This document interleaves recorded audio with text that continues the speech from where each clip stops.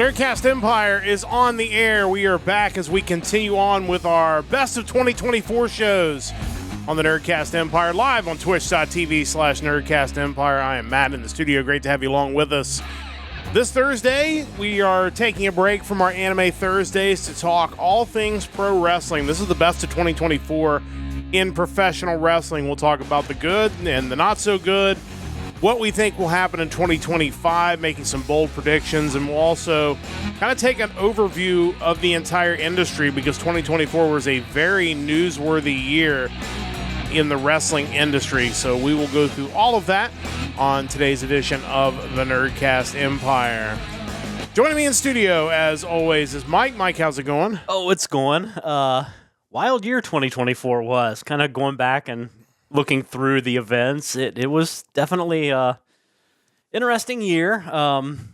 Also kind of wild comparing it to kind of where we were last year to where we are now. Just really cool stuff, and certainly excited for 2025 to come. Yeah, it's going to be another big year in 2025, I think, and there's a lot of news items we'll talk about that will kind of carry over into 2025.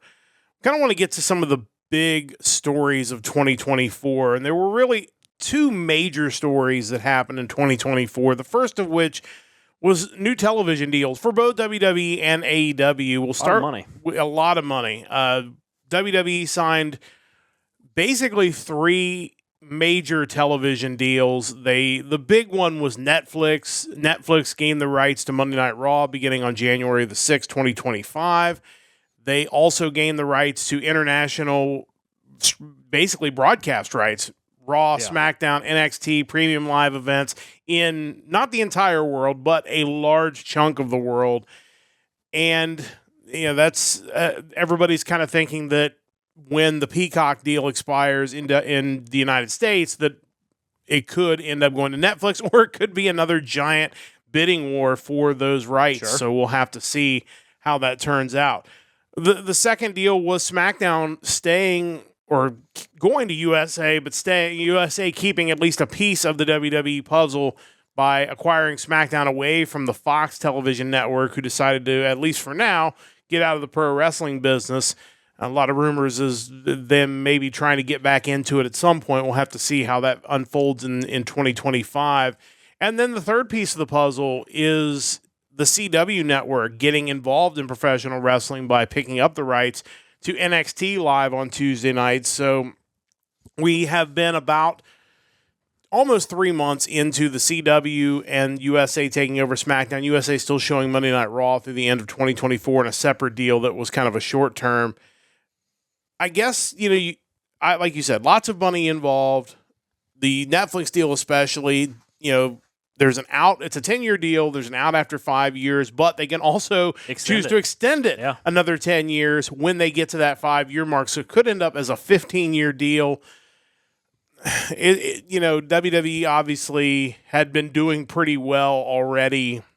These deals not only give them just an insane amount of cash, which, as we've seen, has allowed them to cut back on live events and rework the way their contracts work and hand out many high money extensions already in 2024, but it's also going to expand their footprint as they are now going to be just about everywhere with Netflix around the world, which is going to bring in more viewers. Your general thoughts on kind of how all this has come about, what it's going to mean as WWE moves forward? Yeah, it's pretty amazing, and I feel like it changes the conversation in so many ways. I mean, we've seen the streaming services over the last few years, you're not really being sure of what their actual viewership is, what they're reporting out, whether that's accurate or not. So I assume the days of kind of measuring viewership ratings just isn't going to be the same anymore between Raw going on to Netflix and then whatever happens with AEW being on Max. I feel like that's going to obfuscate some of the reporting in that area. It's already happened. I mean, the big debate this weekend was the number reported on Saturday night's main event, because it was reported that WWE, or by Variety specifically, but through WWE, that it drew 2.3 million viewers, but 700,000 of those viewers were from Peacock. So, the discussion is, are those 700,000 viewers counted the same way as the rest of your viewers on Nielsen through NBC? And is it 700,000 viewers, or is it 700,000 Peacock accounts tuned into some of it? Sure. Because, presumably it's not a 1-to-1 ratio there. If somebody has a Peacock account, there's a good chance there's 2 or 3 people sitting in front of the television watching it. So that number could actually be higher. Or, is it actually lower because, yes, 700,000 people flipped by and said, oh, here's that, and then they moved on to something else. Yeah, there's no way to know. I mean, I assume it's not recorded by the quarter hour like Nielsen is. No, and that's just it. And that's why, a lot of this ratings discussion is going to go away, and probably for the best for AEW, as we'll get to in a moment, because they're always going to be able to come up with some sort of number. I mean, the first Raw on Netflix, they'll be like, it did 2.2 billion viewers because... all these people had a Netflix account somewhere in the world. And, we obviously it's not going to outdraw the World Cup final or anything crazy like that. But you start getting to the point where it's like you don't really believe any of those numbers. Really only the SmackDown on USA is going to be, and I guess CW's NXT number, I think is still, mostly over the air. I don't know if they live stream that on their app or not. But, yeah, it's pretty wild. And you mentioned AEW, so we'll briefly talk about the fact that they also obviously got a renewal from Warner Brothers Discovery, and that is leading into them moving a lot of their content, or at least co-sharing their content with Max, including AEW Dynamite, moving forward starting the first of the year, which, like you said, is also going to allow them to kind of fudge the numbers a little bit with their weekly TV, which is probably good because their weekly TV numbers have been nothing to write home about lately, which, again, we'll get to in a moment. But there have been a lot of rumors with AEW as well about shopping a secondary program. Supposedly Fox was interested. Nothing's really come of that yet. I don't know what's going to happen with that, but at the very least, it seems like Tony Khan has gotten enough money out of Warner Brothers Discovery that they can kind of keep doing this, and he can kind of keep spending his money.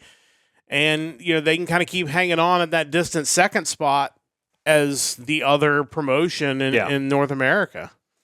What they do with that, that's a great question. I don't know. But the issue for AEW, and that does get us into our second point, is the TV ratings have been just plunging. And they've been getting beaten regularly by NXT in total viewership and sometimes in the demo. And again, NXT does have a network audience, which means you don't have to have cable to get it. You can get it over the air in most cases. How much of an advantage that really is probably up for debate. Because it doesn't seem like that helps CW's other programming. No, it does not. But,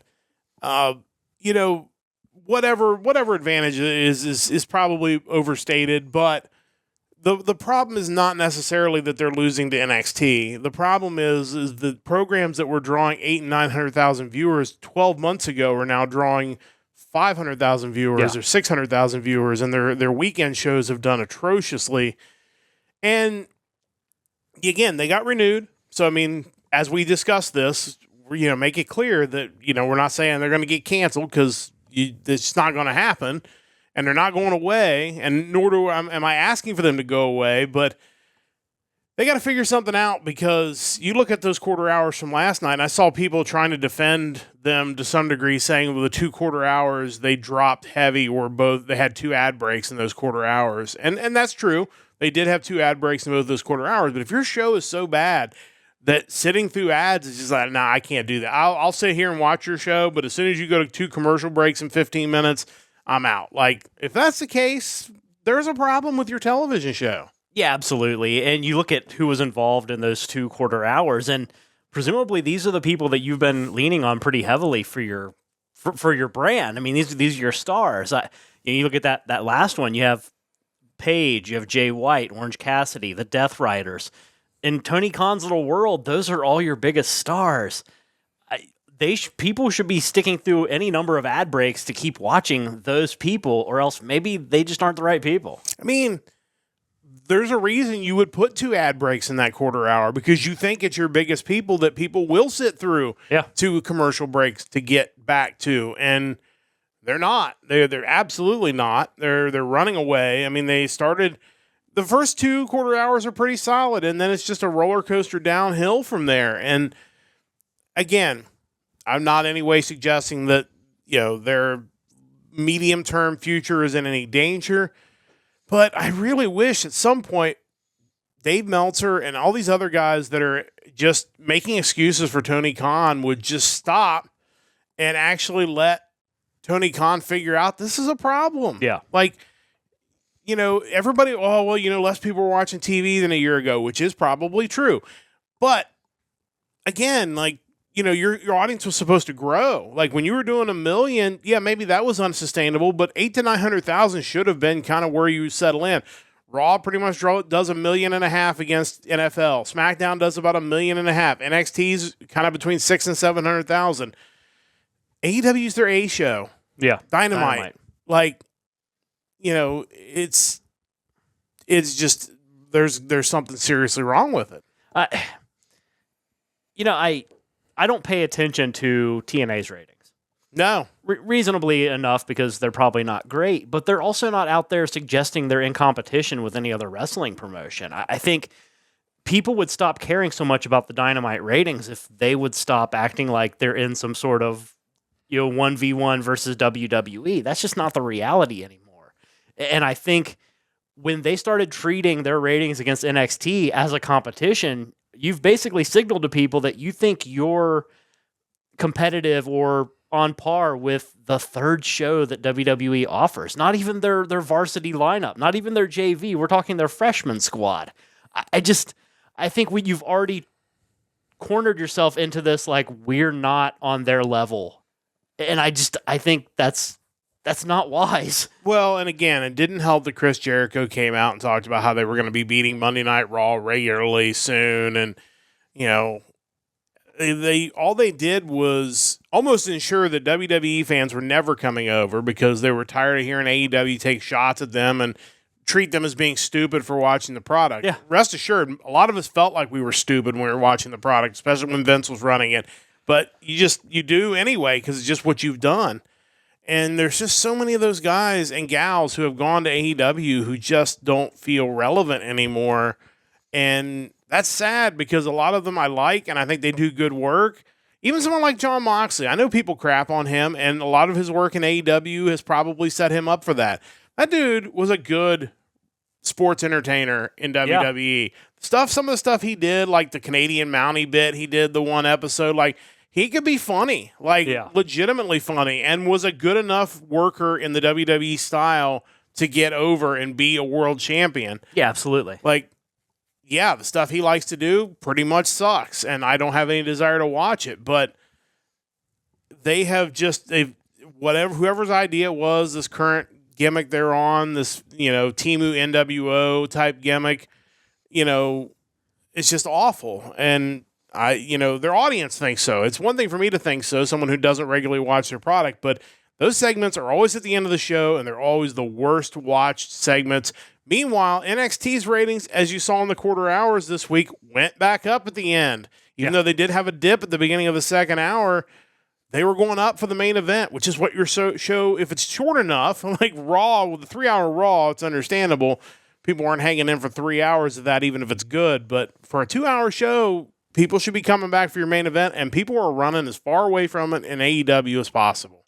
Yeah, there were a lot of dudes in that last quarter of Dynamite that you wouldn't thought there'd be any way that, Carl Fredericks or Eddie Thorpe would be outdrawing them in the ratings on NXT, but here we are. Mm-hmm. Yeah, it's a mess. And to me, that is the second biggest story of 2024. And so much the fact that it didn't cost them a new TV deal. They were able to get the deal. And we're going to see what happens in 2025 because WWE is going to continue to push their product to a new level. This whole Netflix thing is clearly going to be a big deal based on the press conference the other day and everything you've seen along those lines. And they're going to run more international markets. We just saw a post about that today on Reddit. And, they're going to have a John Cena retirement tour that's going to boost their ratings the entire year that really we haven't talked about because it hasn't really started yet. Hasn't really started yet, but that's going to be every big show they have in 2025 is going to have John Cena somewhere on the card in all likelihood. Probably in matchups that you never thought were possible based on his lack of involvement lately. Yeah. So, it's crazy to think what that rating disparity could look like. Well, I also think that with the money that Warner's giving AEW now, I got to think there's some sort of expectations tied to that. You would think so. Like, they're giving out real money now. Like, I don't think they want to see the ratings continue to dive. If Dynamite gets down to 350,000 viewers, I think some tough conversations might need to start happening. Well, I think at the very least, if there's a general decline, it better be the same general decline that WWE's seeing in their rating. Yeah. Like, if Raw starts slipping because people are just watching less TV, then I think they'll be okay with it. But if Raw keeps doing the same numbers every week, or when Monday Night Football's over, they jump back up. Monday Night Football ends, we get into real WrestleMania build. I think the ratings are going to increase, and I don't think AEW has something like that, like a built-in prime season. Because, I mean, a lot of times we talk about their go-home shows underperforming. They don't have a WrestleMania season. No, and they need that. They need that big event. I mean, All Out, or should have been that event. That should have been their big WrestleMania, because it's opposite WWE's WrestleMania, so you can basically treat it like your linchpin event. And they should have just co-opted a bunch of the Ring of Honor pay-per-view titles. Yeah, they could still. At least they have names that we know. You could still do that. You have all those. It's just like WWE took them forever to use a lot of the old names that they had rights to. It's like, you have that stuff. Use it. Nostalgia sells. I mean, we saw it with the NXT episode that had the ECW vibe to it. Like, people will absolutely come in and watch that. So, exactly. We'll see. It's going to be very interesting to see what happens in a lot of fronts in 2025, and certainly we'll be here to talk about it throughout the year. Should be another really interesting year in professional wrestling. But before we get to 2025, we still have to get through 2024, and we've got a lot of basically awards, if you will, to give away. We don't have any physical awards, obviously, but we're going to go through several different categories, and we're going to talk about the superlatives of 2024, the best wrestlers, the best events, the best broadcasters, match of the year, moment of the year, and then we'll make a bold prediction, or maybe not so bold, depending on how far out on the limb we're willing to go for 2025. Let's start right out of the gate with the top wrestlers of 2025. We're going to go male and female, and I'll go first on the male wrestler, and I tried not to just pick the most obvious pick on all of these picks. I tried to mix it up a little bit, but sometimes the obvious picks make a lot of sense. So with that said, my most valuable men's wrestler in 2024 was Gunther. It's very easy to say Cody Rhodes for everything he's done and as much as he's carried the company, and there's absolutely nothing wrong with that pick. We'll surely talk about him later. Oh, for sure. But the thing about Gunther is he's a guy that was nearly out of this company under Vince. Vince didn't understand how to use him, and Triple H takes over, and they finally kind of get him right. He gets in the best shape of his life. He wins the Intercontinental title in 2023, I believe, and then carries it into 2024, makes it the most important mid-card title, almost on level as a world title. Great build with Sami Zayn to have Zayn win the title. Should have been Gable, maybe. Should have potentially been Gable. That's certainly up for debate. And then Gunther immediately begins the build to world title. He becomes the world champion, and along the way has consistently the best matches in all of wrestling with almost everybody. He's been a fighting champion. He has matches on regular TV more consistently, I think, than the other champions, which is, I think, in the end, kind of maybe why I edged him a little above Cody. There's no question that if you had a man of the year for the company, it's Cody Rhodes, because he has been the face of the company since probably before he won at WrestleMania. But as far as like a most valuable men's wrestler, I will go with Gunther. So that's my choice. Any thoughts on Gunther before we get to your pick? Yeah, I was almost going to go with Gunther, partially because I think there's a lot of importance in who the other guy is. Like, you have Cody, who still cannot really get away from the whole bloodline-centric stuff. There's still a little bit of leftover from that. He feuded with Solo for a while. But then you have the other show, and it's like you need that guy that can kind of carry the load over there, and Gunther certainly did that. Yeah, no question about that. So yeah, Gunther was the other guy this year. but he certainly held up his end of the bargain very well. Let's get on to your men's wrestler of the year. Yeah, mine almost was kind of a man of the year pick because I just thought, man, there's a guy out there who I think has had more of an impact, not just on the shows he's on, but the company as a whole, and even another company. And for that, my men's wrestler of the year, CM Punk. Yeah, that's a solid pick. I mean, I was looking back at the numbers, and you look at what he did or what the numbers they were doing in AEW when he first showed up. We're talking, when he made his debut, they had over 1 million viewers, 1.129 million viewers. That was even their B show. That wasn't even Dynamite. So, they've dropped quite a way since then. That same program, December 6, 2024, drew 177,000 viewers. So, which was up against Saturday night's main event. Yes, to be fair, yes, just for full disclosure. But even when it's not, we're still talking 200,000 to 300,000. At tops. Generally, yeah. Yeah, I mean, the first Dynamite after his debut even did 1.172 million viewers. And, the last time they've even sniffed 1 million viewers on Dynamite was back in February of 2023.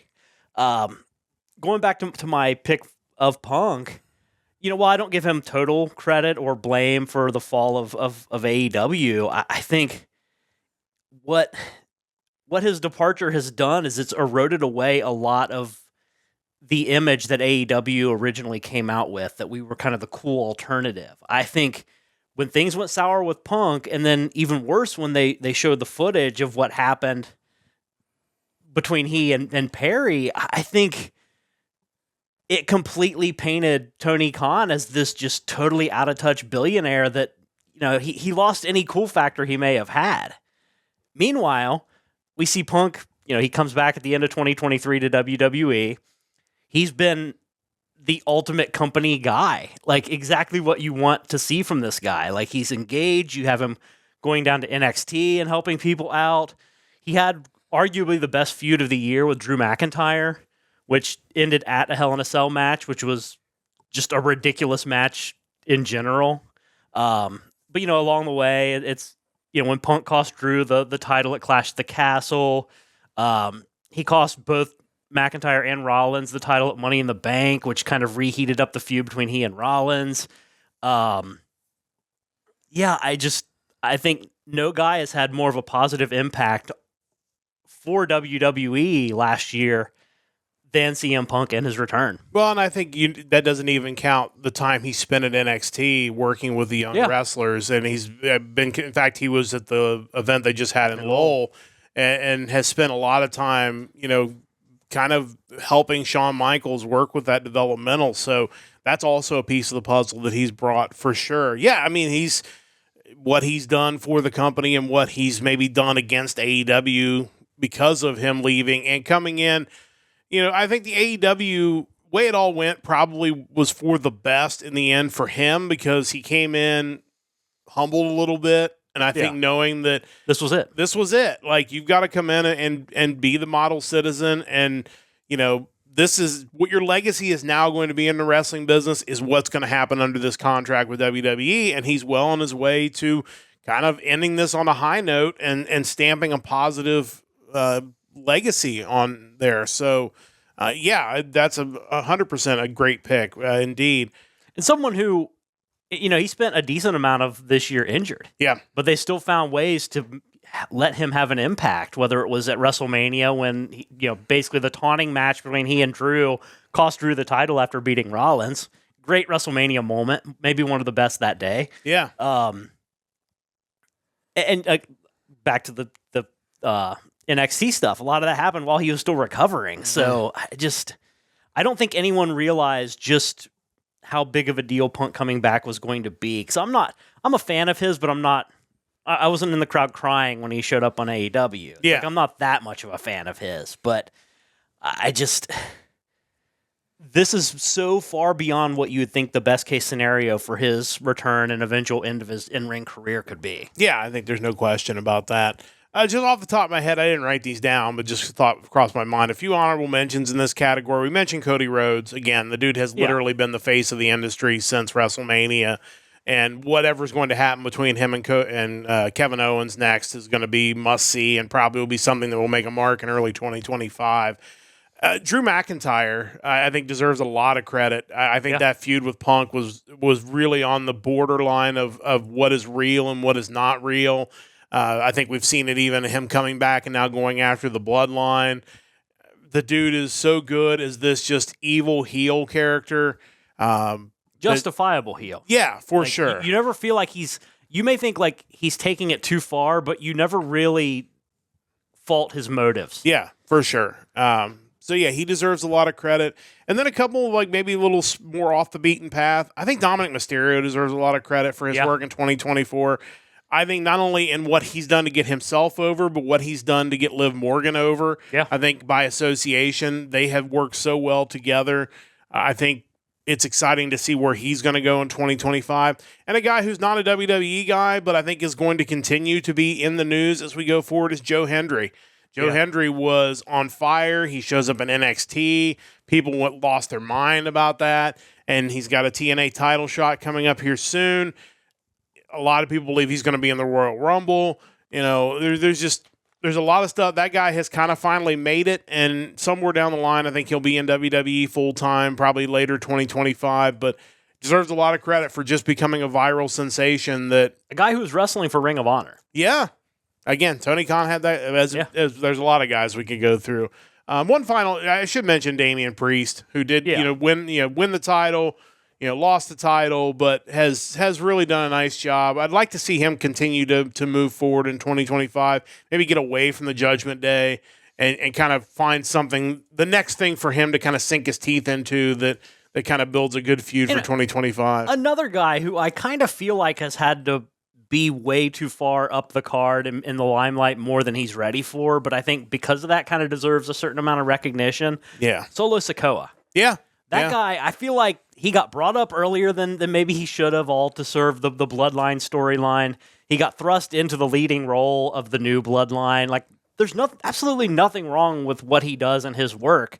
I just don't, I still kind of feel like it all happened too soon, but I don't think that's his fault. I think he has gotten more respect from the crowd of late. I think they're finally kind of getting to the point where the respect level he's getting actually matches the character. Well, I think having Jacob Fatu as your hype guy, it's the one thing. Reigns had Heyman basically telling you how great Reigns is, and Solo really didn't get to enjoy that. Yeah. But yeah, Fatu has helped him out tremendously, I think, and now that's almost become a meme at this point. And I think that's gotten the fans behind him because that's what happens in 2024 for sure. Oh yeah, give me something I can chant along to or meme on, and I love it. Absolutely. So that's our kind of a general class of men's wrestlers in 2024. Let's get to our female wrestlers, our women wrestlers in 2024. I'll let you go first this time. Who do you have for your top female wrestler in 2024? Yeah, the direction I went with this is I went with someone who was definitely in the spotlight the majority of the year. I think in a lot of ways kind of went from someone who I saw as maybe more of a mid-card talent to someone that really could be the face of a division. And in that case, I'm going with Liv Morgan. Yeah, that's a really solid pick. I mean, she had a really fantastic year. Yeah, kind of looking back at her year, because it's hard to put all the timeline of the Judgment Day in order, like when it all started heating up and when Ripley and Priest exited. But, she came back from injury at the Royal Rumble, finished second, lost to Bayley. She was the last eliminated at the Elimination Chamber. Ended up beating Becky Lynch at King and Queen in the Ring for the Women's World Championship. And then kind of from there, it was off to the races. She beat Ripley at SummerSlam when Dom turned on Ripley. She beat Nia Jax at Crown Jewel for the Saudi Arabia title. But the Judgment Day in the last 2 years has been probably the most interesting and entertaining group and thing on Raw. Like, they've carried the load for a lot of the time when so much of the other show and WWE in general is centered around the Bloodline. I love the stuff she does with Dom. I think they're hilarious. And she's someone that if they ever do decide to pull the trigger and turn her face, she could be just the outward face of your women's division. She has the charisma, she has the look, and her in-ring work has gotten better as well. So she's not a liability in the ring by any means. And I think they've managed to elevate her right up there at the top. Well, the thing is, because of the way modern wrestling is, like, she's continued to be the face of WWE's women's wrestling, even as a heel. Like, Yeah. she still does all the signings, she still does all the press, because they know, like, she's money. Yeah, she's money, and she's someone that is well spoken. She does a nice job in the ring. You know, she's been a good baby face. She's been a great heel. I think a turn back at some point will probably be in the cards because, you know, the sky's the limit as to how marketable someone like her could be as an overwhelming face. Yeah, there's no question that she's done great work this year, and I feel like this was the year that she kind of broke out into her own and, you know, wasn't, you know, I think a lot of people looked at her the same way they looked at, like, Alexa Bliss, where it's just like, oh, you're undersized, like, you know, I don't know how believable you are, and I think she's done a really good job to break out of that stereotype and actually be someone that you consider to be dangerous in some way, which I think, you know, makes her an intriguing character. Absolutely. There are a lot of different ways I could go with top women. Liv Morgan's a great choice. You know, someone like Rhea Ripley's always a solid choice. I went with Chelsea Green as my top female wrestler of 2024 because I'm not sure there's anybody in the company and maybe in wrestling across the world who makes more use of the time she gets on television than Chelsea Green. And, you know, early in the year, mostly comedy stuff, doing some stuff with Piper Niven. It's been great to see Piper Niven kind of get a foothold and really kind of get embraced by the audience as a heel, but someone that people like to see on their television. But she has just, every skit she's in, every segment is gold. And she has this impeccable comedy timing that it's so natural that it's stunning that it took so long for her to finally get over in WWE. But Rachel jumping in the chat. Agreeing with that pick. And you know, her winning the U.S. title, like, already, like, first off, big pop when she wins. Yeah. The fans clearly wanted her to win, with no disrespect to Michin, who I think has been getting great reactions as well, and certainly had a solid year as well. But, you know, Chelsea Green's another one of those people that people still see as someone that Vince didn't get. And so this is kind of a redemption tour. Even though she's a heel, even though she does heelish things, she's funny about it. And because of that, the people get behind her and they're rooting for her because they feel like she didn't get a fair shake before. And she's someone who easily could turn babyface because of the reaction she's getting. She's gotten over, and her character wouldn't even have to change that much. Really, she could still be kind of annoying to the general managers and just be annoying to different people backstage. But I think she's done an amazing job and is an example of how to maximize your TV time, because she's proven that you don't always have to have 10 to 15 minutes every night to get over. She's done it on a far, far less. And you know, like I said, Morgan is a perfect choice just for everything she's done kind of in the spotlight. But I think because Green has been maybe out of the spotlight, I think what she's been able to do is certainly worthy of recognition as well. Yeah, I think you look at her and Michin both, and they're some of the reasons that they needed mid-card titles in the women's division. There are just too many talented women who can't all wrestle for the title perpetually. Like, it just doesn't work that way. You can't build feuds when everyone wants to challenge at the same time. Yeah, Chelsea Green, to me, in a way, she's kind of Joe Hendry before there was a Joe Hendry. Mm-hmm. Like, her hot mess character in TNA got over big. People loved it. People thought she was ridiculously entertaining, and she is.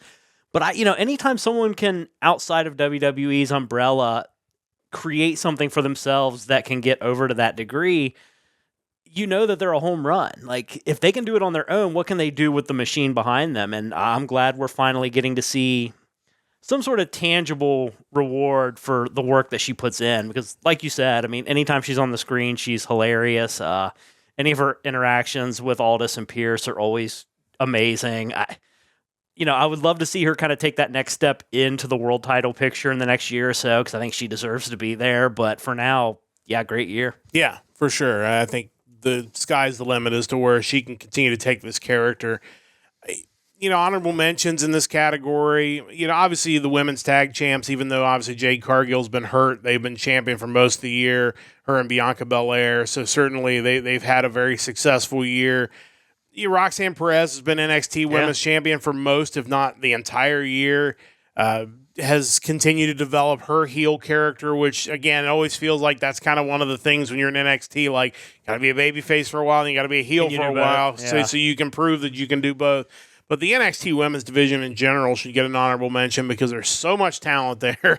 Like, they brought in just ridiculous levels of talent. They already had outstanding talent. Some of those women are going to be coming up in 2025, and I think giving a much-needed injection of talent to the main roster women's divisions that feel a little stagnant right now. And part of the reason is they haven't booked the tag champs very well, in that just like the titles that Balor and JD McDonough just lost, they just haven't been defended enough, and didn't feel like there was any threat of them to lose. So you lose a little bit of the believability of the challenger because of it. But there's just a ton of talent coming. And I think 2025 should be a banner year. And it may be time to look at another women's pay-per-view if you're WWE, because you've got an incredible talent base to pull from now without even any outside people. But we're going to have some outside people coming in as well. I mean, Jordan Grace is almost certainly going to be in the Royal Rumble. Yeah. And that's just another ridiculous talent you're bringing in. So lots of great women in WWE. Their women's division across the board as talented as anybody's in the world right now. So that kind of takes care of the valuable wrestlers.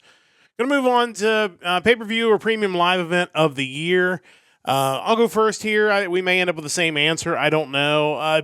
Before I get to the answer, I do want to give honorable mention to WWE Backlash, because I'm not sure there has been a better fan environment than there was for Backlash. I just saw a clip again yesterday of them singing to AJ Styles in the ring. Yeah, I forgot about that. Every time they said the word phenomenal, they would sing, and Styles is doing his best not to break character, but like you could tell, like it was just this insane environment. And of course, that's part of the reason we're going to see more international events, because there are a lot of markets that are just underserved that go absolutely nuts when WWE shows up. We saw it the year before in Puerto Rico, and they went nuts. And it feels like if you're going to keep Damian Priest face, another event in Puerto Rico needs to happen. He did the job last time to Bad Bunny to basically, as the bad guy. I think it's time for him to get the hero's welcome. I think that earned him a lot in the office, so to speak. For sure.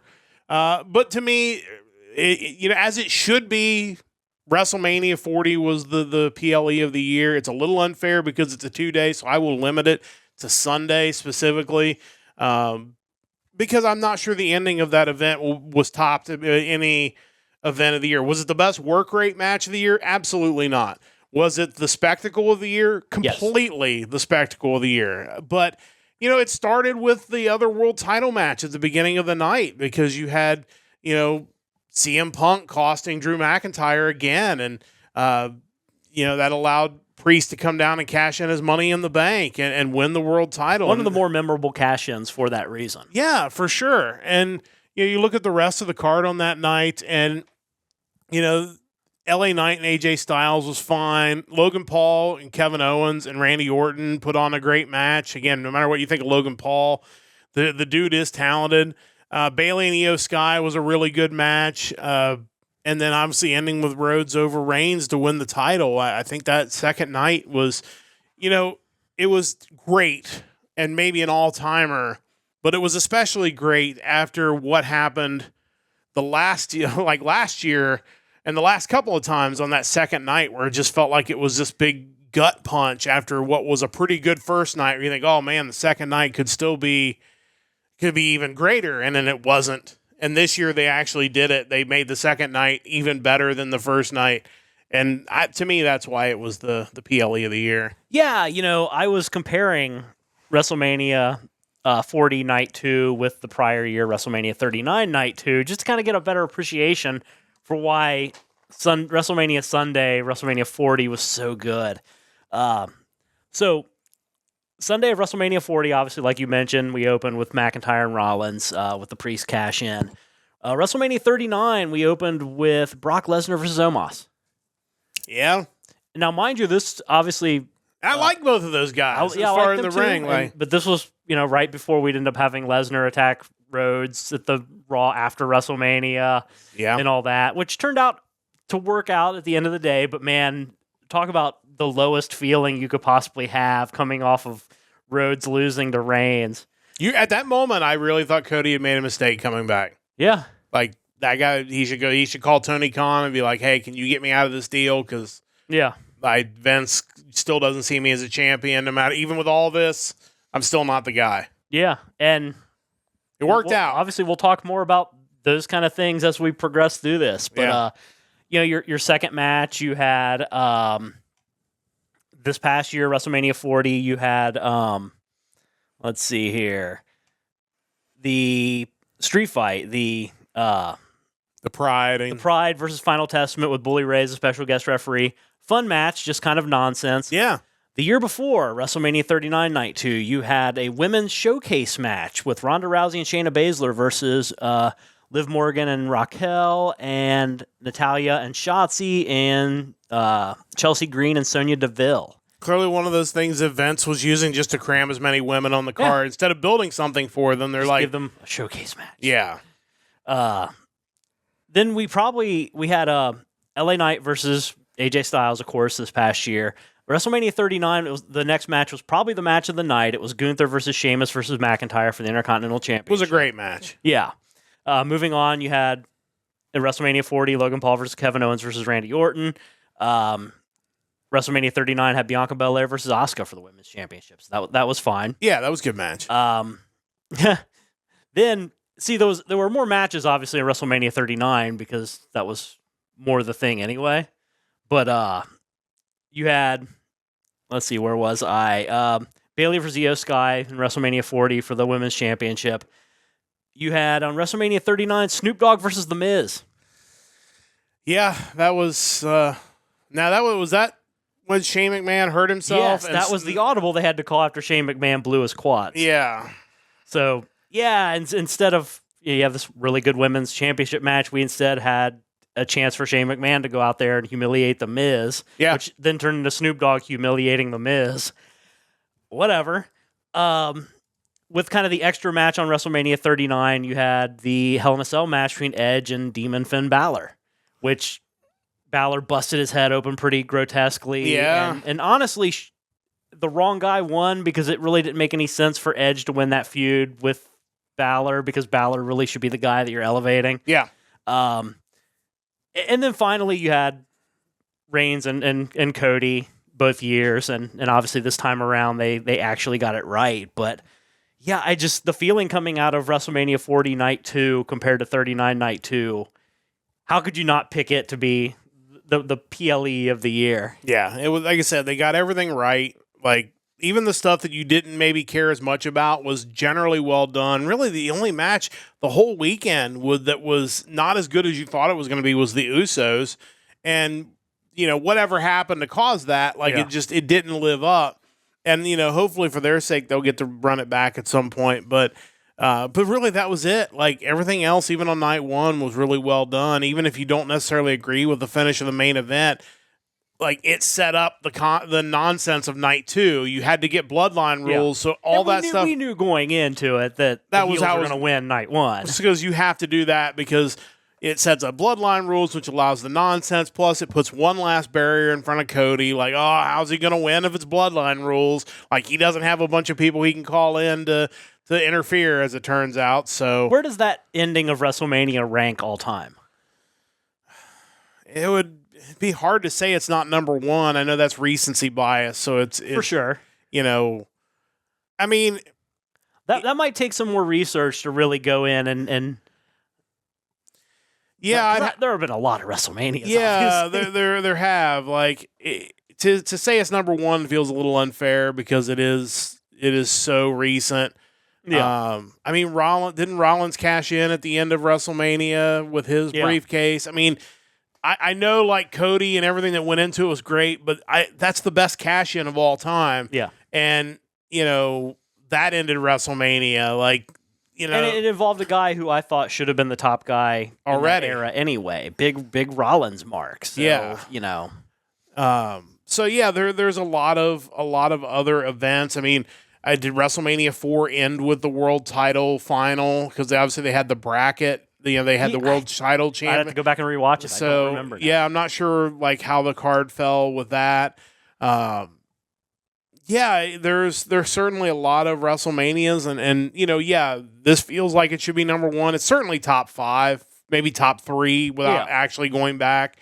And I think it was perfectly done. I mean, they worked in all the cameos that made all the sense in the world. And if you're ever going to do like a grossly overbooked match, let it be the main event at the end of WrestleMania. It was so overbooked, I would swear that Cody Rhodes booked the whole thing. Oh, yeah. Because it was so Cody Rhodes booked. But, yeah, it was the event of the year. It was so well done. And that's, again, WrestleMania should be your best event every year because it's your biggest event every year. Yeah. It is the season finale of your show. Everything you do for 12 months should be built to that thing being the event.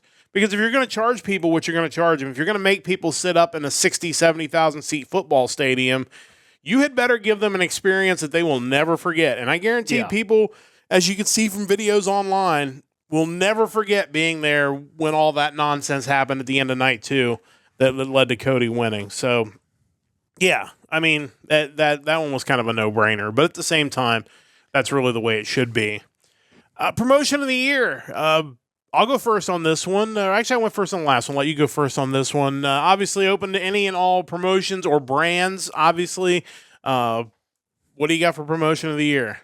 Yeah, with this one was interesting because I think you'd almost think your promotion of the year and your booker of the year would be the same, but I didn't really go that direction because I think the other shows in question might be booked better at times. But honestly, I think as far as the way a promotion operates, I don't think it gets any better than NXT. Yeah.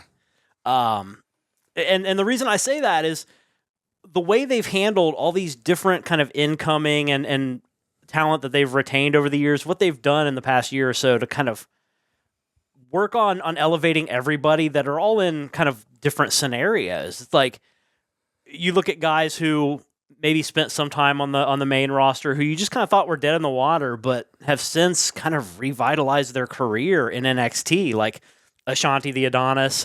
He's super entertaining now. Duke Hudson. I mean, the guy had a short run on the main roster and pretty forgettable. Yeah. Gets in with the Chase U and up until Chase U disappeared at the hands of the next guy I'm going to mention, Ridge Holland. Yeah. The guy that has kind of remade himself in NXT. Noam Dar, a guy who was he's really one of the few survivors of the cruiserweight division, essentially. Cruiserweights and NXT UK. Yeah. And what they did with Metaphor, I mean, unfortunately, he spent a good chunk of the year injured, but still, I mean, that's a testament to what NXT's been able to do with guys like that. Then you got guys who you were in NXT, but you didn't really think were going to go anywhere from there. And you look at No Quarter Catch Crew. Yeah. When Gulak disappeared, I wasn't really sure what was going to be left for these guys. You didn't want it to be another Diamond Mine situation where they just slowly phase them out, let them go. Yeah, but I mean, No Quarter Catch Crew, adding Ren Sinclair has been huge. She's hilarious with Charlie Dempsey. To me, Miles Bourne and Tavion Heights should be tag champions right now. Yeah. They're doing some great work. Another guy, Axiom. Yeah. When they first gave him that mask and the gimmick, I thought it was stupid. I didn't think it was any way that was going to get over, and now he's one of the more interesting guys on their program. I mean, the tag team situation that he has with Fraser is super awesome and kind of interesting to see where they go with that. A guy who came over from AEW who I thought they would build him up, but the more it went on, you started questioning it, is Lexus King. Yeah. But they actually have him doing some character development now too, kind of getting mixed in with Dempsey. We'll see where that goes. And then a guy who came from New Japan who I didn't think they had any idea of what to do with until just recently is Eddie Thorpe. Yeah. Like they've given him more of a character. He was hurt too for a little while, I believe. Yeah, I think he was out. But it was like every time they would bring him back from whatever he was out with, oh, he's a DJ. Oh, he's really leaning into the Native American thing. And just now you're starting to see some kind of personality that I think you can actually be excited about. Yeah, and obviously, not to give too many spoilers, but it looks like he's going to be involved in the title match at New Year's Eve, Yeah. based on the way the NXT finished this week. And, of course, Lexus King getting Heritage Cup match against Dempsey next week on NXT. So the results are out there. So if you don't want to know, don't Google those. But from what I've read, it sounds like it'll be pretty entertaining. And but then you also got, it's now become a destination for free agents. Yeah. You have all these big name women wrestlers who have come in to NXT, Julia Azaria, Stephanie Vaquer. So, you have existing people who you weren't sure were going to have a future. You had the NXT people that they're now finally getting around to and building. You have the free agents, and then you have the NIL wrestlers who show that if you work hard enough, you don't have to spend years in the indies. You have a dude like Obafemi who's killing it. It's going to be a major star for years to come. Jada Parker, Sol Ruka, Kalani Jordan. NXT is just this weird melting pot of people coming from all these different angles, and they found a way to use them and elevate them. Oh, you mentioned free agents. You didn't even mention Ethan Page, Yeah. who has been the world champion and is involved with something with Javon Evans, another young guy who's an indie wrestler. That's the other category, is you're still getting the young indie wrestlers that are coming in, and Evans has been a star so far. You got Sean Spears, who's clearly got a role and is kind of building a group backstage. Well, yeah, I mean, again. you kind of have like your whole category of AEW refugees who have come in and have found a footing again. And the final group, which you didn't, is another one to mention, is this partnership with TNA that they have built. And they've brought in Joe Hendry and Jordan Grace. And, Frankie Kazarian came in for a battle royal. And, we saw the Rascals make a return and build with Wes Lee. And, you've seen this kind of ongoing. We saw Rosemary finally make her way into WWE, even if for just a brief moment. It felt way more like an equal partnership than any other Forbidden Door-esque long-term collaborative efforts we've seen in the past. Yeah, that's NXT's my choice as well, just because of all that. I think, they have dealt with all of that and kind of mixing all those groups together. They get more out of their 2 hours than probably any other wrestling show on television. Yeah. More people get involved. Their women are better featured than on any other U.S. television promotion by a long shot. Like, not only are they on the show, they're major components of the show. They lead off the show. They close the show. They're booked like men. Yeah, they're just a different division. Yeah. It would just be like the difference between having a heavyweight and a cruiserweight division. That's just another division, and they book them that way. And because of that, people take them seriously. It's not, it's time for a women's match. We got to throw this in so that, people don't get mad at us. No, they take it seriously, and that's why it's worked out so well. And that's why these big women free agents are showing up there and not going to AEW or not going anywhere else, because they're treated like the guys are treated. Well, I feel like every so often, like on Instagram or X, I'll see some sort of graphic breaking down the amount of ring time women get on all the programs, and it's generally NXT that tops that every week. Yeah, and they are very good at making people look good, building storylines, and sometimes building bad storylines. Like, the thing about NXT that still stands out to me is they will throw everything at the wall. Yeah. And sometimes it doesn't work. Sometimes they do something that's like, that didn't work. Let's do something else. Like, they're not afraid to take risks. And because of that, the 2-hour program is the most must-watch of any wrestling program, because you really don't know what they're going to do for 2 hours. They literally will try everything, including rehashing a lot of Shawn Michaels' career. But, it's like, those storylines worked once. Let's use them again. Well, they'll kind of like do a twist on it. Yeah. The whole Ethan Page lost his smile thing. Like, you didn't expect that to turn into like the switch back to heel so he could basically murder Javon Evans and bust his face up. In the same building that Shawn Michaels lost his smile in, too. So it's like, that... But Michaels didn't do anything nearly that cool right after losing his smile. No, he was probably too drugged up at the time to do anything that cool at that moment. But NXT's found the perfect sweet spot between Black and Gold and 2.0. Like, it still maintains a certain level of sports entertainment, and certainly the entertainment side of that, but it's also some of the best wrestling you're going to see week in and week out. Yeah. And that gets us into Booker of the Year. And I know you said you didn't go that direction, so I'll go ahead and go first, since I did go that direction. Booker T. Well, that's also He's the only Booker. I went with Shawn Michaels for all the reasons we just detailed, because I think the WWE booking is better than it's ever been on the main roster, and certainly because of that, Triple H deserves a lot of credit. But I think with everything that NXT has to go through, and just people in, people out, trying to cram as much into a show.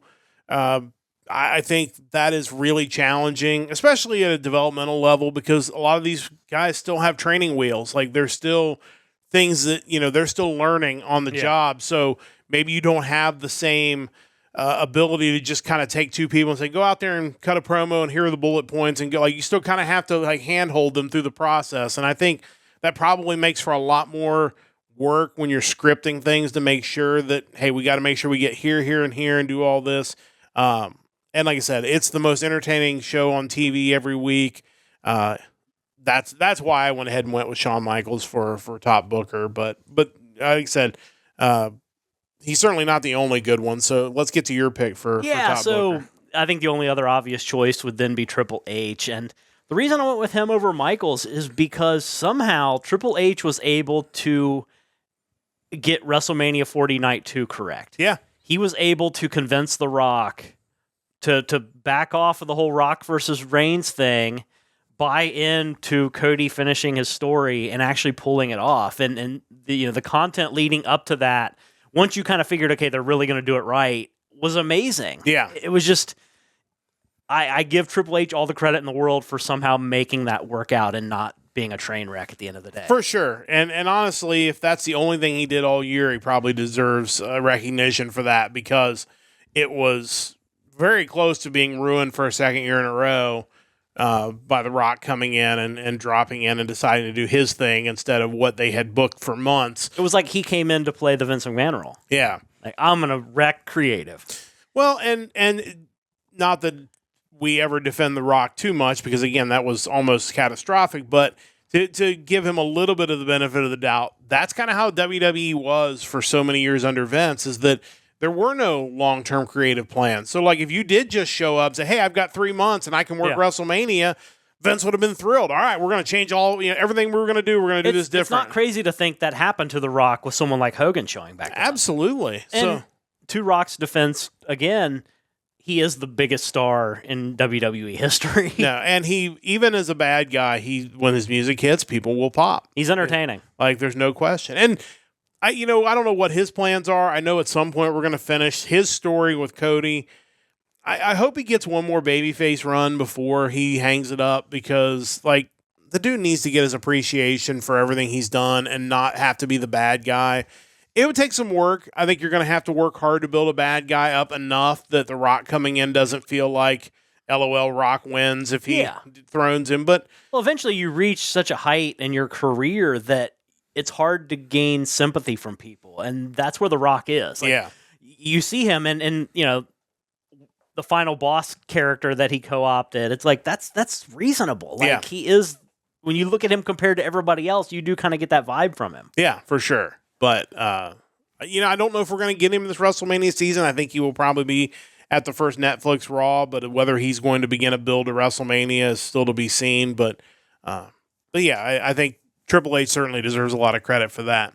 Let's get to our broadcast segment, and we talk about play-by-play and color analyst of the year. So why don't you go first on those? So go ahead and knock both of them out at once, and then I'll give you my two broadcasters of the year. So for play-by-play, I went with Michael Cole. As did I. I mean, it's still too recent for me to forget how I felt his work was, 5 or 6 years ago. He's a dude who every month or so you hear another person speaking his praises about how good he is. And now in this new era, you're able to, that actually translates to the on-screen product, where you see this guy just expressing himself and having the kind of passion that I can only assume Vince just never wanted him to exude. And it's refreshing, and you're happy for him. Yeah, he's a guy that was way more talented than he ever got the chance to show. Because of that, was really reviled by wrestling fans everywhere. And I think, wasn't respected because he wasn't JR. Yeah. And then he wasn't respected because he was a company man. And which is what you do as a broadcaster. How dare you do your job that you're getting paid to do? It's like the Horizon League tells me I have to do something a certain way. Guess what? I'm going to do it that way because I don't want to lose my job. Like, that's just the way it works. And, the the same thing here. Like, he did what he had to do, and then Triple H came in and basically took the shackles off and said, "Go to town, do however you think it needs to sound. That's how it's got to be."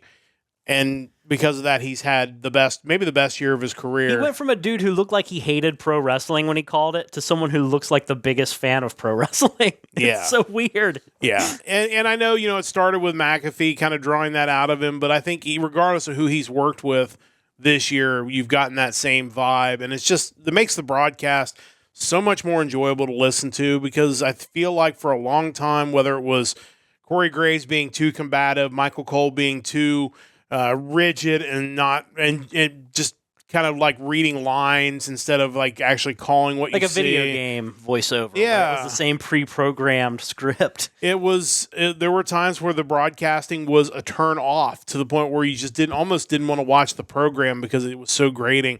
I don't get that vibe from them at all anymore, and I think that's the biggest difference. So yeah, Cole would be my pick. 100%. Honorable mention to Joe Tessitore. Done a great job. That dude has done and I knew he would. He's so good in sports. And, I thought him being the host of Saturday Night's Main Event was perfect. He really did a good job setting up Jesse Ventura when they were together.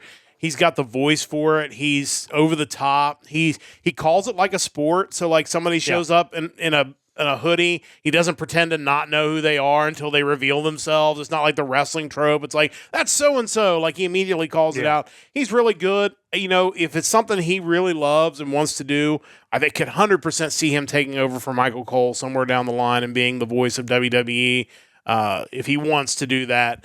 But that's been a phenomenal addition. You can tell when someone knows what they're doing and enjoys what they're doing and respects it. And I think that's the difference between Tessitore and some of the other people they've had in the past, is that not every top tier broadcaster of other sports is going to come in and understand wrestling or respect it. And, he's done nothing but shown it the utmost respect, and he's been knocking it out of the park. Yeah, for sure. I think honorable mention for sure for play-by-play guys. He definitely gets in. Vic Joseph is awesome. And, his work with Booker T is... They're great together. They're great together. To me, I would not want one of them to come up without the other. I think you have to bring them together as a unit.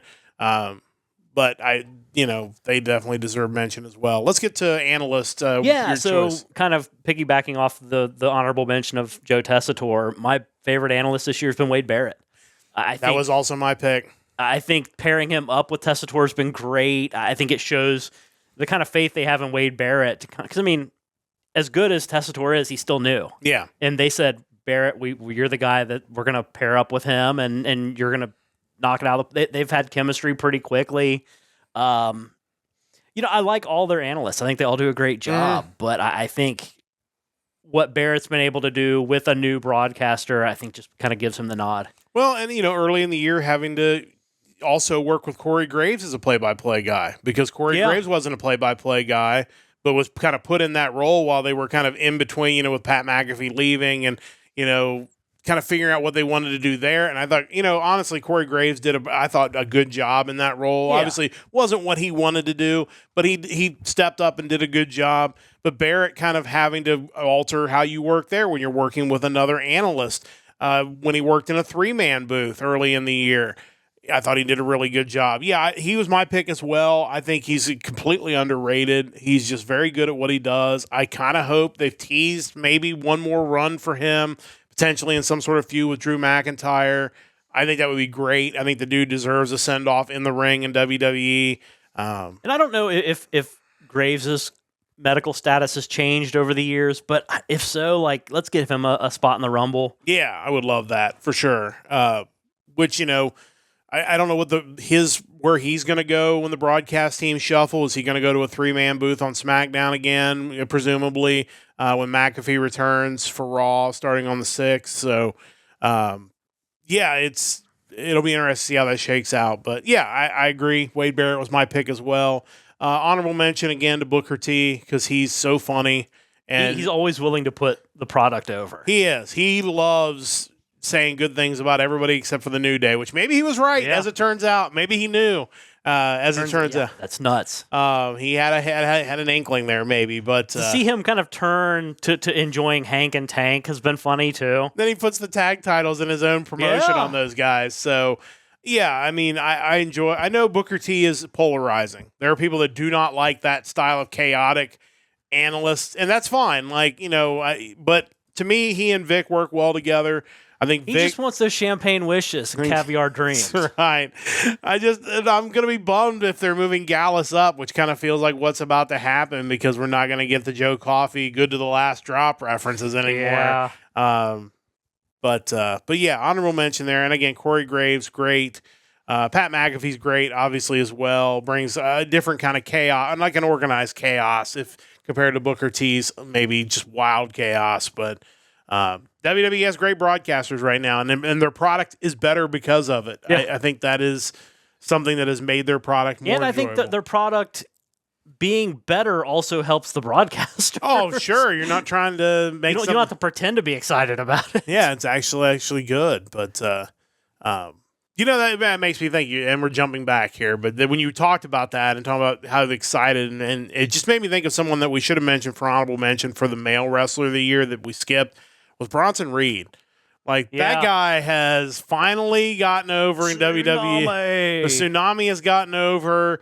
Feel bad that he's injured. Hopefully he gets healthy soon with that big spot in the War Games match. But, that guy, everybody was like, you just beat Okada. Why are you leaving New Japan and coming back to WWE? And he was another one of the first few months. You're like, well, they may be right. Why did you decide to do this? But he bet on himself to come back under the new regime, and it just worked stunningly. And the dude, I think, is in for big things in 2025. Here we are by the end of 2024, and it's hard to imagine Okada would give him a competitive match. Not realistically. Like, those two guys' fortunes have definitely gone in opposite directions. Yeah. Let's talk about match of the year. I'll go first on this one since you had both the same announcers as I did. So we'll jump into match of the year. And again, I think the same thing that happened last year. We did match of the year and moment of the year. They're kind of different vibes. Like for match of the year, I'm thinking more of just the match itself. Maybe not the fallout. Maybe not everything. Like, what was the highest quality match of the year that also had stakes, that also, carried weight? And for me, that match was Drew McIntyre versus CM Punk Hell in a Cell. Yeah. Like, that was, to me, the best match of the year because there was the realism of it. It was a legitimate blow-off that actually delivered. Like, you had blood, you had violence. You had lot of blood. Well, you had a lot of blood. But it's just two guys that understand professional wrestling, that know how to work a match like that. And again, it's a blow-off match that actually blew things off. Punk wins. McIntyre goes away for a while. Punk elevates up the card. It's exactly what's supposed to happen. You're not supposed to then turn around and have a rematch on Raw on Monday night like it's happened so many times over the years. Them both kind of going away helped a lot. It did, for sure. But again, I think that was just a feud done right with a definitive conclusion in a match that was a high-quality match in a cell, which the cell matches are hit and miss. Sometimes they're not very good.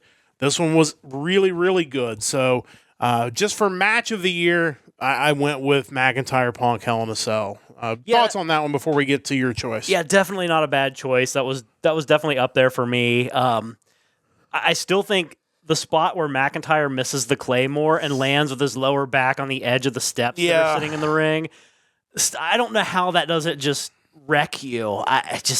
It's that to me, of all the violence in that match, that was the worst. And just because it was so relatable. I don't know what it's like to take a lot of those other bumps, but that one, like landing on your back in a weird way, like you could feel that. Like that was rough. But. And obviously, like the bag full of the beads from the bracelet. It's like there's some callbacks. Yeah, like, it was just so well put together. It's definitely the best feud ever. Well, maybe the second best feud to be over jewelry. Again, the bloodline being over a necklace. That's to some degree up there too. But yeah, that match was great. Could have easily been my pick as well. Sure. So what did you go with for match of the year? So for me, it was kind of more about how the match made me feel. I could have easily went with a Hell in a Cell match because it was amazing. So I kind of went the other direction and went with the main event from night 2 of WrestleMania. Sure. To me, sometimes when you do it right, the overbooked nonsense is amazing. Like, I felt the same way back when Cody beat Aldis for the NWA title. Like, the match was stupid, but I loved it. Yeah. Yeah, it was one of those situations where because the year before you're like, there's no way they're gonna get this wrong, right? They're gonna get it right this time, but you were still on the edge of your seat until you saw the 3 count. And to me, that's some of what makes wrestling what it is. It's stupid, but it's amazing. Yeah, and that's why that match is my moment of the year. Like I went with that because to me, I don't think the year had a bigger moment than that. Everything that went into that, the aftermath, his family coming in the ring, his mom being there, like presenting the title to her, like that's why, like even more so than the match, which was perfect, was like everything that surrounded it, and friends coming out of the back and lifting him up, and just the whole package of everything that was there in the aftermath is why I picked it as moment of the year instead of match of the year, because I just thought like even everything that happened afterward was just perfect. Yeah, see, for me, moment of the year came before that. It was actually at the WrestleMania 40 kickoff press conference when Cody came out and actually like pushed back on the idea of Rock versus Roman and asserted himself as wanting to wrestle Roman in the main event after that completely nonsensical few weeks ago when he came out and said he was gonna beat Roman, but not at Mania, and kind of pass the baton to The Rock, which was just so terrible. So to see them look like they were pivoting at the moment of this press conference, like, hey, we need to call an audible, and that was kind of the first time you had hope that they were really going to do that. To me, that was the moment. It was like, okay, you guys figured out that you made a huge mistake, and you might actually still get this right. I think that made me feel so much better going into WrestleMania season. Yeah, I would. That's a really good point. It's definitely felt very anti-Vince that we're admitting that we're making a mistake before we actually make the mistake, and we're going to try to fix it. We had all the people in the crowd chanting, "We want Cody," and it was just it really felt like you said, like Vince, like this is the main event you want. Like you just don't realize you want it. Yeah. And to some degree, they would have been justified, because at any other point in history, if somebody told you were getting the Reigns and Rock in the main event of WrestleMania, you would absolutely want that match. Yeah. Just not this time. And had they got WrestleMania 39 right, they could have done it. But at the same time, like all the logic, not only just him giving up the match, but it's like, you could have had The Rock in the Royal Rumble and had him win it and then win the opportunity. There were so many ways you could have gone to avoid this problem. You could have had Punk win the Rumble. Yeah. You could have had Rock show up at Elimination Chamber and force his way into the match and win the Elimination Chamber and get his title match that way. Like, yeah, it was one of those times where the booking logic didn't make sense. And it was especially egregious because almost everything Triple H does makes sense. You may not always agree with the direction they're going in. It doesn't make the wrestlers look like idiots. Yeah. And for Cody to basically punt on the WrestleMania rematch with Reigns just made him look stupid. Yeah, for sure. So, yeah, I totally get that as a big moment. Really maybe a bigger moment for the company to show that things were really different and not the same thing. An honorable mention moment, I think, is Tiffany Stratton winning Money in the Bank. Yeah. Like, what that has done for her character and the inevitable face turn that is coming. Like, it's already seen the seeds sown for that, but she's going to be a huge star. She kind of already is, but she's someone who probably also deserves honorable mention for Female Wrestler of the Year because she's got the whole package as well. She's definitely on the short list of wrestlers you're most interested to see what their 2025 looks like. For sure. I think she could really have a big year, but that's kind of an honorable mention for moment of the year. I think women's Iron Survivor match, you could throw that in there even in the match of the year. Iron Survivor match definitely wins for, and obviously this isn't like the first year of it, but it wins for best replacement gimmick match. I mean, for them to lose War Games and it to go up to Survivor Series and NXT need a new gimmick, Iron Survivor's great. It is, and even though the men's match was pretty predictable in how they were going to get to the end at the end, like, well, clearly he's going to do a double pin and get 2 points and win. The visual of Femi in the penalty box when Ethan Page gets pinned again, and they basically drag Ethan Page into the box with Femi to suffer. Like, that was fantastic. Yeah. Like, and obviously the women's match was so star-studded that there was just so much good stuff going on in that match.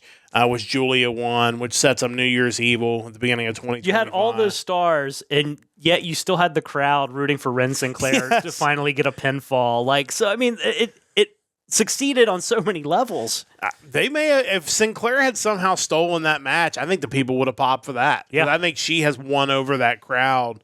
And she's another one that's on that list of what does her 2025 look like, because she's an indie wrestler. And as we talk about Javon Evans, she was Maddie Rankowski on the indies, and everybody talked about, how big a star she could be. And I think she's another one that may have been on AEW Dark, or at least was contacted for that opportunity. And she's got it all already. She can wrestle. Yeah. She's as good a wrestler. She's among the best wrestlers they have, just as far as in ring.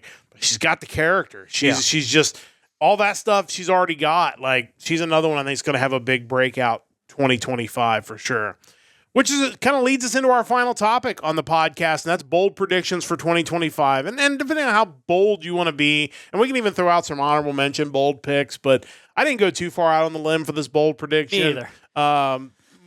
I'll start with mine. My bold prediction for 2025 is that Jacob Fatu will win a world title before the end of the year. Okay, that's fairly bold. I mean, he obviously hasn't even won a mid-card title yet, but that guy, I don't know if there has been very many debuts of indie wrestlers that have gone better than Jacob Fatu. I don't think they've ever let someone's go better than his. They brought him in like he was the leader of the bloodline. Yeah. Like, to me, in a lot of ways, Solo Sikoa is leading the new bloodline because Jacob Fatu lets him lead the new bloodline. He's was sold as maybe the most dangerous man in the world. Yeah. Like, this guy wanted to be in WWE, and they basically wouldn't let him because he was so dangerous they couldn't control him. He has looked like $1 million every step of the way. The only times he's been compromised is when he's been injured. Like, he can't get back in the ring to kill somebody because he's hurt. Like, they have protected him at every turn. He has all the in-ring stuff. He got over Solo Sikoa with the I Love You Solo. He's got it all. And to me, he's logically the next person to get elevated out of this bloodline storyline. And I think the easiest way to do it is to have him turn on Solo at some point when Solo fails. Yeah. And, Jacob Fatu now, is basically steps up and decides he's going to be the one. And honestly, I know The Rock is probably going to come back and interject himself, so all bets are off as to what that does. But you want to make Jacob Fatu, you have him pin Roman Reigns at WrestleMania. Yeah. That's what I would do. Like, it's one thing if Solo pinned him on some ham and egg or pay-per-view. Like, have him in a one-on-one match with no nonsense and no interference, pin Roman Reigns. Yeah. That makes Jacob Fatu. That's what I would do. So that's whether that happens, I don't know, because obviously there are a ton of worthy guys at the top of the card, so it wouldn't surprise me if we're not a couple years away from this. But I'll go for that. Jacob Fatu will win a world title before the end of 2025. Yeah, one other thing about the new bloodline, one thing I think they've done really well with all the members of the new bloodline that they brought in was that they all kind of like position them as people that are kind of our family, but we don't associate with them because we hate them and they're awful and they're dangerous. So we never include them in anything. It's like, it's such a great thing. It's like they're our bloodline, but no, we don't want any. We keep them as far away from us as possible. Yeah, for sure. But it's made them kind of dangerous. And you have to be happy for Tama Tonga, Tongaloa. Those guys could very well be floundering in AEW as another mid-card tag team. And they have been in the main event picture since they've walked in the door in WWE. And we still have not gotten Girls of Destiny versus the Usos, Girls of Destiny versus DIY. Like, there's machine so many guns. Machine guns. Like, there's so many great tag matches that once we get through all the bloodline stuff and they just go back to just having matches, there's so much of that's on the table that we haven't gotten. Whenever Tongaloa's healthy again. Yeah, obviously he's banged up right now as well. So, but yeah, the bloodline story is not even remotely close to being done. So they're probably it'll outlive us probably. Probably, but yeah. So that's my bold prediction for 2025. What do you have for your prediction? Mine was even less bold. Okay, I'll be honest. I think this is the year that Punk main events WrestleMania. That seems pretty likely, I think, at this point. I mean, I don't know if that means he wins the Rumble. That's kind of my early prediction since he was so close last year. Then it's a matter of what you do with him at that point. It's like, is Cody still going to be the champion? Do you put him in a match with Cody? Do you kind of position the other title where someone like a Rollins or McIntyre has it and you have him go that direction? I think any number of things you can do, but I think the way he's behaved since returning, I think before it's all said and done, you got to give him that main event spot. Yeah, I could totally see that. And, you would think, obviously, in your head, you think maybe multi-man match, possibly with Gunther. That kind of maybe gives you the out to have him pin Rollins to win the title. Sure. And that, of course, furthers their issue. But at the same time, then you can do Gunther Punk at one of these other big international shows that is going to be coming up in 2025. Like, there's a lot of ways to do it. I mean, you could just have Punk pin Gunther. That would be all right, too. But, I think Punk in the main event makes a lot of sense. I mean, there's a lot of guys that Punk could potentially have an issue with. I mean, does Owens actually take the title off of Cody? And then, because, I mean, clearly we're teasing Owens Punk. Like, those guys hate each other. Yeah, I mean, and you had Owens at the press conference the other day talk about how he has the best moveset. Everyone's using moveset now that Punk is like crapped on the word. Yes. So, like, I mean, immediately it's like, clearly there's a tension there. Yeah. But they're also, you have to think they'll do business. And Chris joining us. Welcome, Chris. And, howdy. We went so long. There's been a long podcast, but yeah, I think there's a lot of ways you can go there, and I'm excited to see kind of where they go. Some other ones I considered, and we can kind of just go a little bit. I think Jordynne Grace will be a world champion in WWE before the end of the year. I can see that. I could 100% see her winning the Royal Rumble. Like, would not shock me at all. Like, she's already had her good run in it, and she wasn't even in the company. She comes in, and she's actually in the company and wins it. That would not surprise me in the least. She's so good. Like, she's obviously got the strength thing, but she's also a really good wrestler. She just does all the things that you can do that just make you good at this. Trying to think some other bold predictions that we could talk about. I mean, I think Joe Hendry is going to end up on a main roster show at some point in 2025, whether it's the Rumble or just an episode of Raw or SmackDown just out of the blue. Like, he's kind of an interesting dude. Like, what do you do with him once he arrives? Yeah, that's a good question. Like, you got to find a way to keep that viral nature of his going some way. I mean, NXT did it. Like, can you do it on the main roster? Can you do it? You still see people showing up with signs, like even on Raw and SmackDown. So can you subtly nudge the crowd that way to kind of build it up even more? It's, they've done so well with kind of their underground viral stuff that you wonder. A guy whose name we haven't talked about at all, but presumably just got teased on Raw was Pentagon. Yeah. Like, it kind of looks like he's on his way in. And maybe Rey Fenix at some point in 2025. Like, what do those guys do? Once he gets out of prison. Once he gets out of prison. That was funny. I was watching, was it? Oh, it was Bischoff, one of his videos, and he referred to Rey Fenix as being in Guantanamo Bay. Oh, that's hilarious. Which, I mean, we can get into a lot of that. Like, in the end, Tony Khan is justified in doing it, but at the same time, quit acting like he's some sort of ultra benevolent dude at the same time. Yeah, totally justified. And like Lucha Blog said, like, this evidently is not the first time these guys have gotten into contract issues. Obviously, Lucha Underground was just a giant contract issue for a lot of those guys. Sure. Chris's bold prediction was about Solo becoming more popular. I think that's 100% happening already. I think that is not as far out on the limb as you think. Like, I think he has, again, because of Jacob Fatu putting him over, because Reigns has treated him seriously as a serious competitor. I think they are getting there.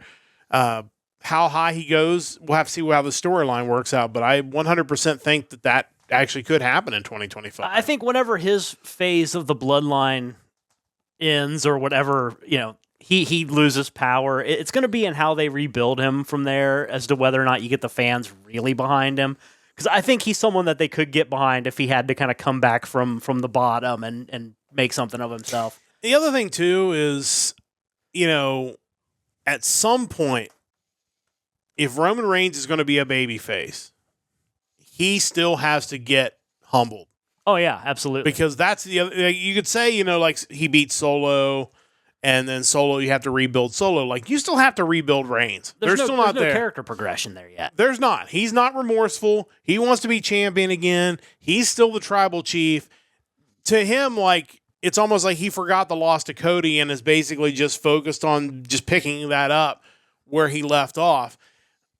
At some point, he had, like, I honestly think Solo is going to beat him, whether it's with The Rock's help or whatever.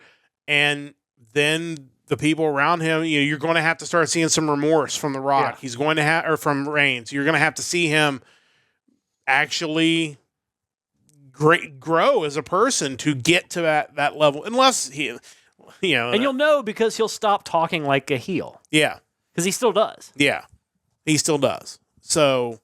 And maybe they're never going to do that. Maybe he's always going to be this character. I don't know. But to me, like, he shouldn't be champion again as a tweener until he's learned his lesson. And so far, that hasn't happened yet. It'll be interesting because once he drops that heel persona, that's what got him over. Yeah. Like, what's left of him besides the dude that no one liked because he had really bad scripted promos and seemed very artificial?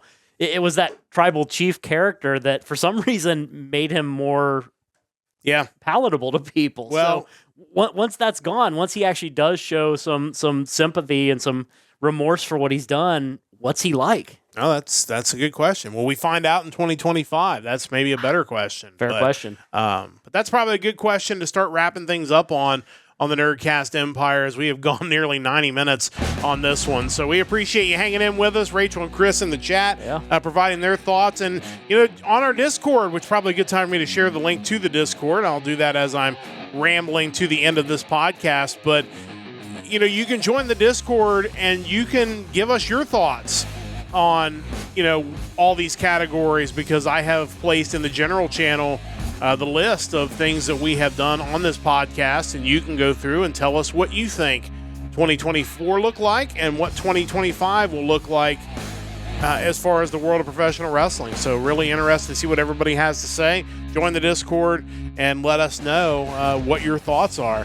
Real quick, we'll be back on Sunday for another episode of Music Weekly, the music of January. Not quite that far ahead yet. December the 6th coming up this week. So looking forward to that. It's got to be better than last week. We'll see. That's not encouraging, but we'll see. It was a thin week last week, although we did find some great bands. I'm sure we'll find some more this week, but you'll have to join us Sunday night at 7 for another episode. Next week, it'll be the day after Christmas. We'll be here with you, though, at 7 o'clock Eastern. We're talking the best of anime, I think, next week is our podcast, and we'll do that. Best of music will be coming up a little later on into 2025 once we get through all the weeks of music. So that's what we got coming up next week on the Nerdcast Empire. Big thanks to Stove Lake Media for their continued support of our podcast. Big thanks to everybody for joining us. We'll be back again on Sunday with another episode of the Nerdcast Empire's Music Weekly. And until then, for the entire crew, I'm Matt saying so long. Don't forget to join the Empire, the Nerdcast Empire.